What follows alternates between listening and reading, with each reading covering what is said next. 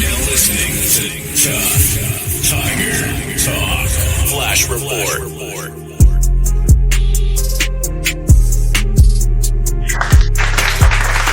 Shout out to the Tuff Tiger Talk Nation, man. Big Q in the building. It's time for Tuff Tiger Talk, man. We in this thing. Appreciate y'all. Hit the like button, hit the subscribe button. By all means, feel free to share Tuff Tiger Talk with the rest of the diehard Tiger Nation across the planet. We up in this thing talking LSU football, man. Listen, LSU continues to make moves. We know about the spring practices coming to an end. We heard what Coach Kiffin was breaking down in terms of what we've seen from the team. A lot of improvements, some not so much. A lot of good news added as well, tied to our quarterback situation. So it's the growing pains, right? We spent a lot of money. A lot of money was spent there. Team added a ton of people to the roster. We're talking about 40, 50 plus people coming into the organization, coaches, players. So ultimately it's the pressures on for LSU to kind of turn this thing around. And one thing I noticed about Lane Kiffin is that he's a workaholic, man. He doesn't stop. I mean, if he's making appearances on shows, he's in practice checking out players, he's moving around scouting people. He understands and enjoys it. I can see that this guy enjoys what he does. And I just got to give it to him, man. The work ethic is impeccable. And if it translates well, and I do think it will, it's some special stuff going to happen here. But good news nonetheless is LSU, man. Check this out. LSU added a JUCO cornerback, Lavonte Williams, to the team. Shout out to Crescent City Sports that covered the scoop. That following the loss of Aiden Anding to the Achilles tendon tear during the spring drills, LSU moved quickly to address the thinning position behind starters DJ Pickett and PJ Woodland. The Tigers added 6'3", 180-pound cornerback Lavonte Williams from Georgia Military College. Now, Williams chose LSU over offers from Kansas State, Charleston Southern, Chattanooga, Missouri State, Murray State, Wofford, Southern Illinois, Gardner-Webb, Liberty, North Alabama, North Dakota State, and Prairie View. LSU extends its offer on May the 1st. So they gave him his offer on May the 1st. And ultimately, what it decided that the man did, he ultimately were able to add a really good talent to the team. And I thought it was really excellent, to be honest with you, of getting this talent. It just shows Lane Kiffin's not sitting on his hands and just saying, what are we going to do here? In fixing the situation. So he's a native of Camden, South Carolina. He appeared in 11 games at the JUCO level last season, had 11 tackles, 1 pick, and 5 pass defense. He's known for his physical, hands-on style of play and ability to excel in press and man coverage, provided some needed depth and competition for the secondary following the injury setback. So this does make LSU a more interesting destination for most teams that understand that they really need to open up and challenge in that secondary. So it was just a good move, no matter how you splice it, coming down to getting Williams, man. And it was just a phenomenal move. Shout out to Tiger Bait. They have more of the scoop. We're talking about Georgia Military College. He makes a decision. That's him right there. And it's going to be good. 6'3", 180, and adding talent. And that's one of the things that we have to consider at LSU. Coach Kiffin coming in here and making sure, regardless of whatever injuries hit, they went out and they picked up the proper talent needed to kind of direct and move the team in the direction that they needed to move in. And I just think that's so very fortunate because, like I said, we secondary is going to be a big position for LSU this season. So we got to keep that alive. We got to keep that on game. We got to keep that focus center to keep that secondary improving, especially in the SEC. LSU they have to pair the strong cornerbacks ahead of it, but playing ahead of Williams. But the JUCO prospects should see the field immediate in a reserve capacity. The Tigers expected to start Woodland and Pickett and corner with Deshaun Spears set to start the Tigers to start nickel roll. Now with what Lavonte Williams will do is will be one of these depth positions because of the injury. So it's the LSU moves fast to make sure it adds a cornerback after the injury to Anding, and that's a very positive thing. All right. So anyway, very good by LSU. Y'all hit that like button. All right, on the next docket, LSU secures commitment from 2027 number one tight end Ahmad Hudson. This is a big one for LSU to do, to be able to land this prospect right here. Lane Kiffin secured a significant in-state commitment Sunday with the pledge from four-star prospect Ahmad Hudson. ESPN's number one tight end in the 27 class, the 6'6", 225-pound recruit from Ruston, Louisiana, is the number 22nd overall recruit and the third-ranked prospect from the state of Louisiana in the SC Next 300. He announced his commitment to LSU over Nebraska via social media this past Sunday. He's a two-sport star with a long list of high major basketball offers. Hudson courted interest from the football programs across the Big Ten and SEC this spring as one of the nation's top pass-catching prospects in the 27 cycle. He initially scheduled official visits with LSU, Nebraska, Texas A&M, and USC before canceling his trip to see the Aggies and Trojans and narrowing his recruit to the Tigers and Cornhuskers. Hudson, who visited LSU multiple times this year, marks the Tigers' top-ranked in-state pledge under Lane Kiffin and lands the highest rank of the 5 top 300 commits in the program's 2027 class. Four-star defensive end Jaden Bryant, who's number 39th overall, became Kiffin's first pledge in the 27 class in January before LSU picked up pledges from the SC Next 300 wide receiver Braylon Calais, who's 97th, Amari Stevens, who's 299 in April. So the Tigers hold on to commitment from the number 2 pocket passer in Peyton Houston. So in number 84. So he gave his pledge to the program under former coach Brian Kelly last September. Now, upon Hudson's commitment, LSU is expected to remain aggressive with its elite targets in the 27th cycle, according to sources, including 5-star cornerback Joshua Dobson, who's number 7th, and number 1 overall wide receiver from New Orleans, Easton Royal, who's the number 9th, current Texas commit. But Lane Kiffin has been back and forth to see Easton Royal, right? And I think eventually, to be honest with you guys, I think eventually we're going to see Lane Kiffin flip Easton.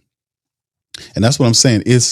I don't want to say it's going to get the recruiting is going to get easier for LSU, but it's all about winning. These young players have to be able to see LSU competing at a high level. Like when they see LSU win the SEC, make it to the college football playoffs, and compete for national championships or get high up there, the recruiting will show, because we're coming from way back in the game, right? We were kind of falling, stumbling, and bumbling. And Brian Kelly had success in his mind based on what he did. It just wasn't up to what we want to have here. When you spending the kind of money LSU spent to get Brian Kelly out of here, to hire Lane Kiffin, to hire all of his staff, to give them raises, and then have that major NIL deal, have all that money out there, that's just like, man, they're committed to getting a national championship here. They're committed to the men's basketball program, the ladies basketball program. They have an overall commitment to dominate at every sport. The gymnastics is already off the chain. Our baseball programs is off the chain. And they know that our football program has been lagging behind. But, man, not anymore. This is serious. You can see the 27 recruits getting them on. Hudson, it's a big deal.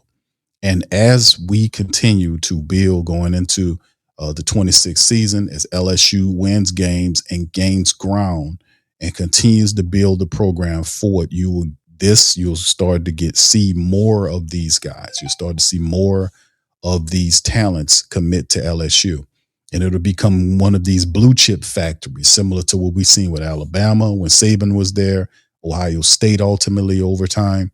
So it's going to be an interesting program, man. And I really, like I said, I think it's the start of a golden era of LSU football, to be honest with you.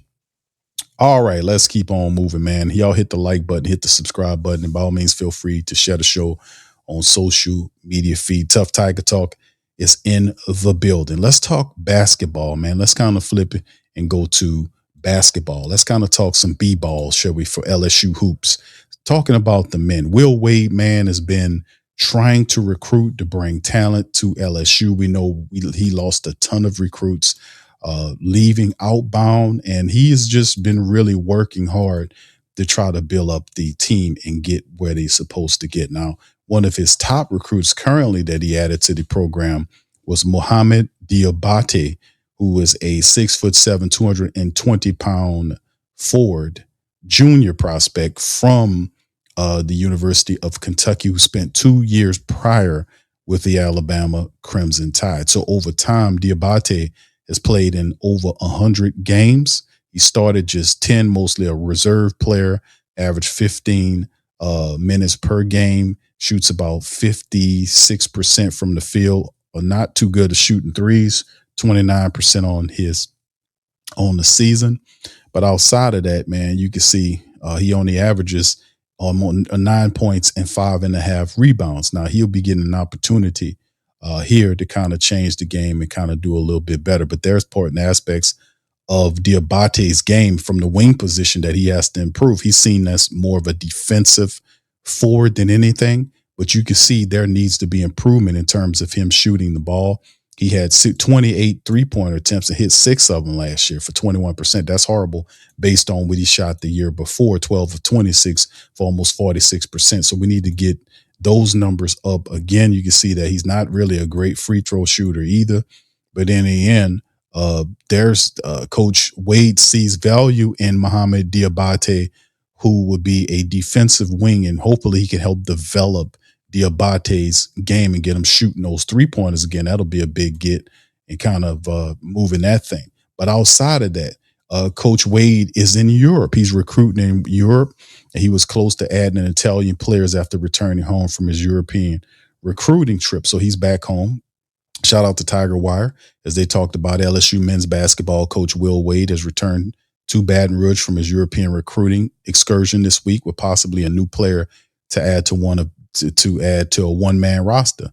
Now, Salou Naing, who's a 6', 690-pounder who averaged 9 points and 5 boards on 14 and 24 team this past season, may be close to committing to the Tigers. The Tiger Red source has confirmed after an original report by TigerBait.com. Now, Naing, who's 21, a native of Senegal in West Africa, and was the 28th pick of the second round of the 25 NBA draft, a 58 selection overall of a possible 59 by the Cavs, who decided to play professionally, so abroad. So what does that look like? Naing, who would join Wade, only roster member.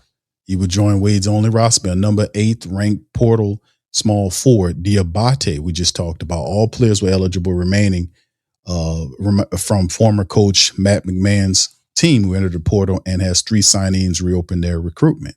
So LSU will be officially confirming Naing's signing along with multiple others from Wade in the coming days. One of the reasons Wade hired former Mississippi State and Western Kentucky head coach Rick Stansbury was because of the recruiting contacts that he had in Europe. And there's a lot of people talk higher Coach Stansbury. Naing is known as an excellent defender, and Wade spoke of trying to become more of a defensive coach in his second stint at LSU. Now, he previously was LSU's coach from 2017 to 22 before firing from a litany of NCAA recruiting violations. He resurfaced as McNeese State's coach, and then one season as North Carolina's coach in 25-26. So outside of that, Wade hopes to sign 13 or 14 players in all, which means he has much work to do. LSU's one-man portal class is currently ranked 95th in the nation by 24/7 Sports and is the 15th of 16 SEC programs. Florida has one portal edition as well and is not ranked, but the Gators do not have a lot of transfers. Wade does. Florida's 24-25 national champion, Todd Golden, returns much of his roster from the past season when the Gators went 22-8 and won the SEC. But LSU is one of the few major programs in the nation with one portal commitment or signee. Michigan State, Illinois, Purdue, Virginia, and Florida are others. Stanford, meanwhile, has no portal additions, but has 5 high school signees. Wade, by the way, just missed on a high school target last Monday when number 9 small forward and 247sports.com's number 55 overall prospect, Mika Morin, who's a 6'10", 205-pounder, committed to Arkansas from high school in Serbia. Now, one of the few highly ranked portal players who's still out there, whom Wade is targeting, is the number 2 power forward and number 4th overall portal player, Alan Graves, who's 6'9", 225, a redshirt freshman last year at Santa Clara. He entered the portal on April the 10th.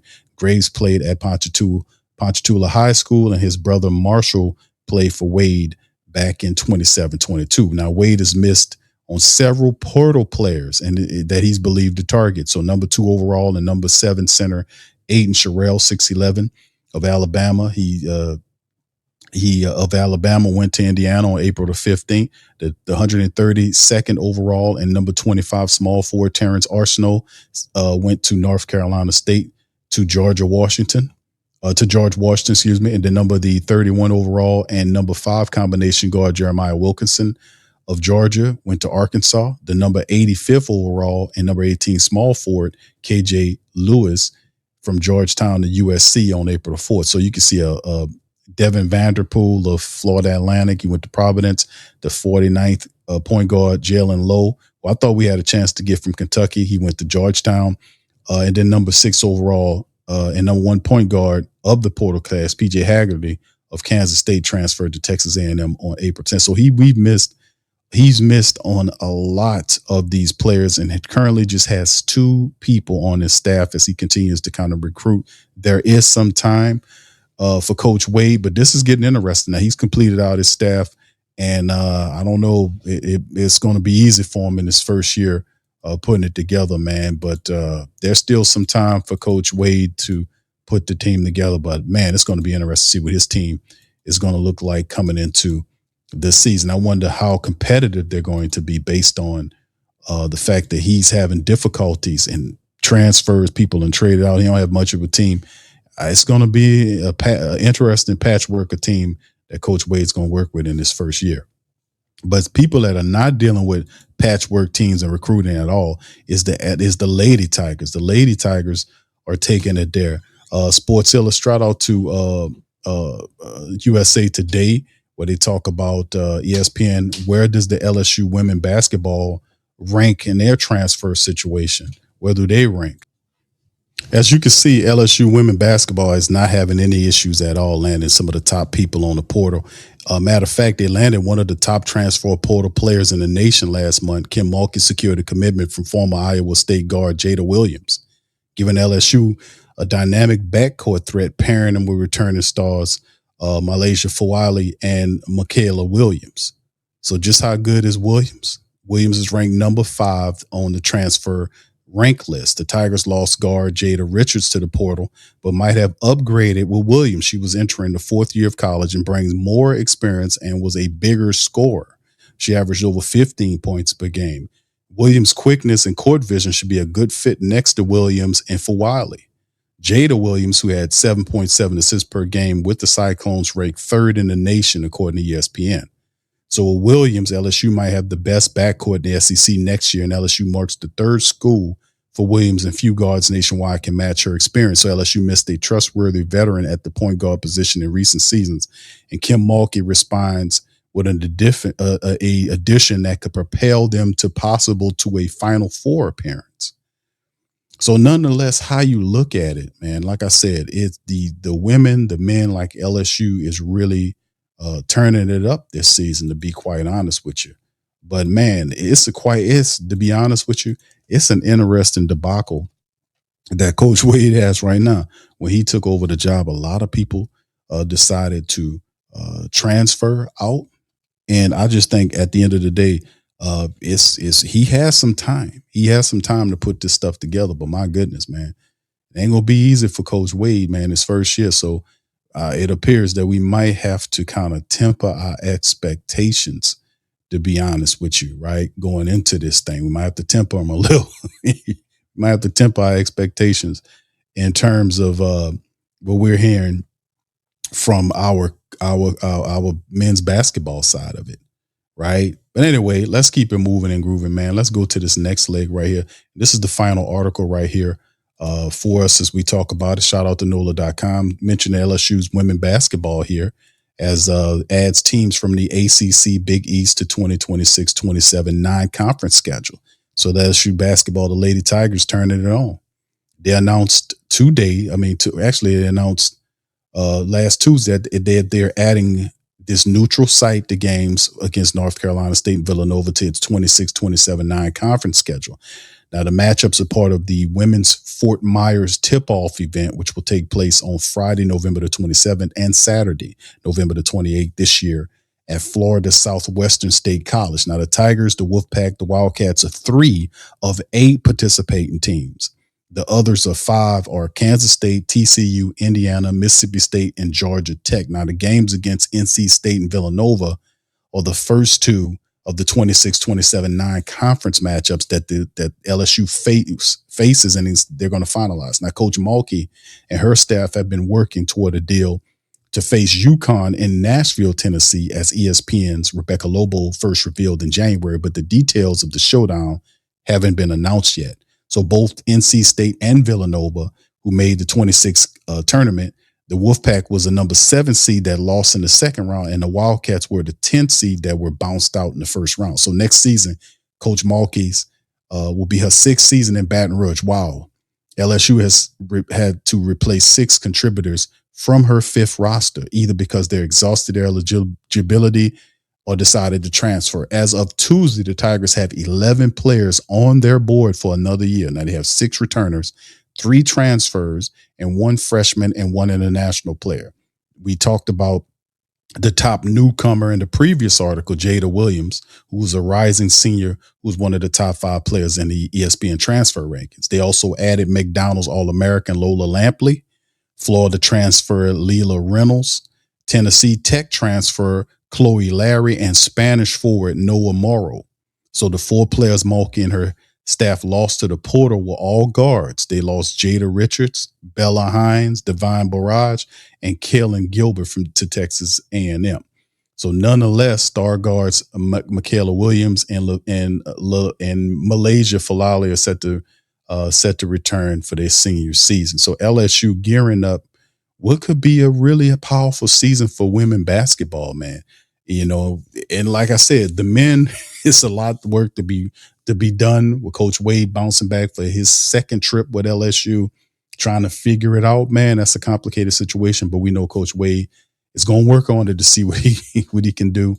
Like I said, there's time there, but my goodness, man, LSU got a lot of work to do building up and doing what they need to do to kind of to get that thing on the right direction. But he has Coach Wade has 2 players currently on his team. So I don't know. We're going to see how that works moving forward and how Coach Wade is going to fix that, man. So we're going to see. We're going to see he had more assistants than he is people on the team. So this is not going to be an easy situation at all, but ultimately I think he'll, over time, build a competitive team. The resources we have at LSU is off the chain. Anyway, that's all I got for y'all. Y'all please feel free to give me y'all comments in the community section below. Let me know how y'all guys feel about what's going on with the team. Let me know if you guys how I feel about LSU football. What are your thoughts on some of the recruits that we're bringing in? How do you feel about the 2027 class? I know we covered a great deal. How do you guys feel about Will Wade? How do you think he'll do? Do you think he'll ultimately get some more people there to kind of help stir this thing the right way? So that's a lot of stuff going on with LSU right now, man. It feels good. So with that being said, y'all hit the like button, hit the subscribe button, man, as we keep this thing moving and grooving. It's very interesting. So we'll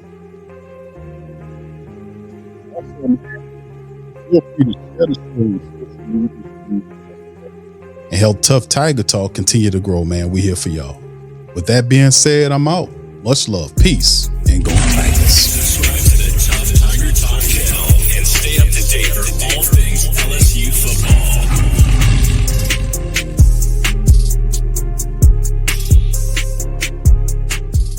Hey, New Orleans! Whether you're catching up on Saints news at Jackson Square, checking Pelicans scores in the Garden District, or staying updated on LSU while grabbing coffee in the French Quarter, there's one place that keeps you connected to everything that matters in our city. From Bourbon Street to the Superdome, from Preservation Hall to the Riverfront, New Orleanians are staying in the know with the WhoDatDaily.com, your daily source for Saints, Pelicans, LSU, and all the sports, music, and culture that makes our city special. At work downtown, at a game in the Dome, or just relaxing by the Mississippi, wherever life takes you in the Big Easy, you can stay connected. Because when you're from New Orleans, you don't just live here. You stay in the NO. That's stay in the know. Visit the WhoDatDaily.com and never miss what matters most to Who Dat Nation. Welcome to the Pro Shop, where we create authentic NOLA-inspired clothing for men, women, and children. From Saints jerseys to Pelicans gear, everything's crafted right here in New Orleans. Whether you're shopping the Pro Shop, the Pel Shop, or the Pro Shop Kids, we've got your whole family covered with genuine merchandise that represents our city's spirit. Check for links in the description section below or in the chat.